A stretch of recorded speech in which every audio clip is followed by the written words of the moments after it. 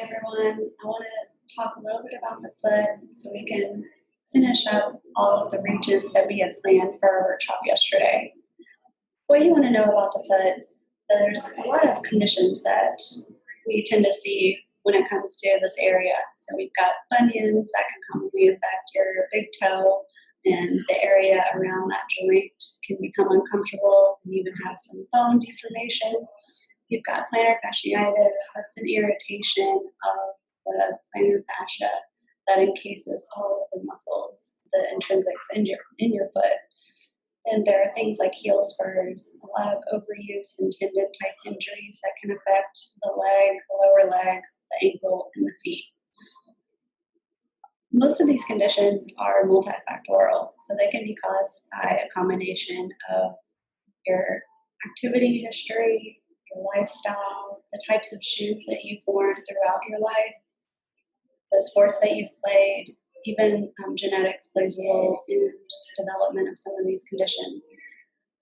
Luckily, as with the other areas we talked about yesterday, you can have a huge impact by just being intentional about practicing some of the techniques that help restore a nice, healthy foot.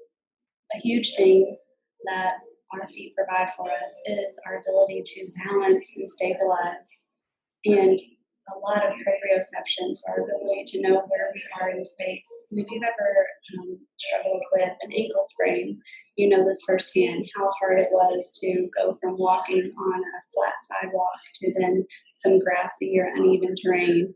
You probably moved a bit slower and had to put a lot more mental effort into that transition.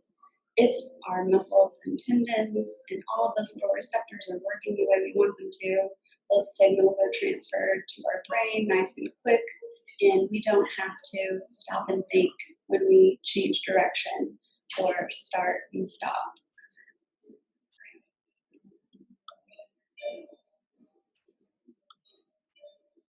One other thing to note here is that just putting a little bit of work into your balance can help long term. And when we think about when you get into your 60s, really 1 in 3 people fall over the age of 65 annually. So every year, 1 in 3 people suffer from a fall. And then actually, 6 months after that fall, if you're over the age of 65, it's more likely that you're going to have another fall. And there's some morbidity rates that are a little unsettling when it comes to falls at that age. So paying attention to your balance and working these into your daily routine can be super helpful when it comes to wanting to participate in your sport or activity long term. Another factor of balance and stability as it comes through the foot is that not only are the feet responsible for our balance, but you've got your vestibular, your inner ear system, and your vision. So all 3 of those systems working together give you a nice, well-rounded balance. And one other thing is that improved or good balance directly correlates with higher athletic performance. So the better you are at your balance, the faster you're going to be, faster runner, the more reactive you're going to be, the easier you're going to be able to learn complex postures or lifts. So overall, having some intention when it comes to working on your balance is really important. You guys are going to get a playlist, a YouTube playlist of videos that show you how to do each of these techniques. And as with the other lacrosse ball or soft tissue techniques, you can implement these when you've been stationary for a long time.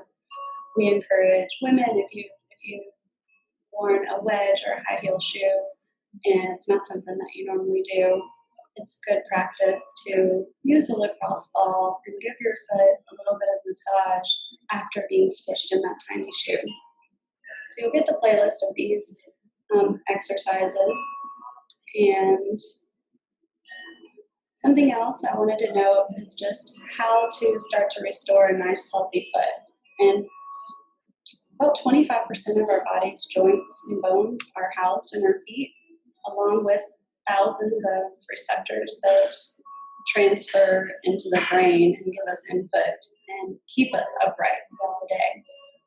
So the shoes that we put on our feet are really important, and what you want to look for with your shoes is a nice wide toe box to allow your toes to have some space, or at least not be squished together like shown in the picture with the rubber band. That's kind of what we're doing in some of these shoes that have more of a point.